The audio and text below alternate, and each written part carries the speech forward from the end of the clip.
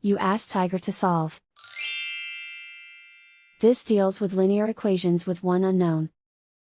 The final result is x equals 9. Let's solve it step by step. Group all x terms on the left side of the equation.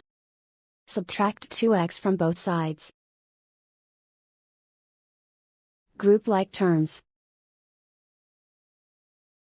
Simplify the arithmetic. Group like terms. Simplify the arithmetic. Group all constants on the right side of the equation. Add 88 to both sides. Simplify the arithmetic.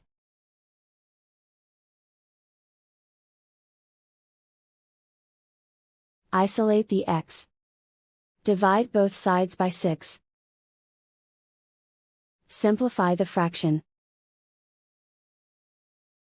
Find the greatest common factor of the numerator and denominator.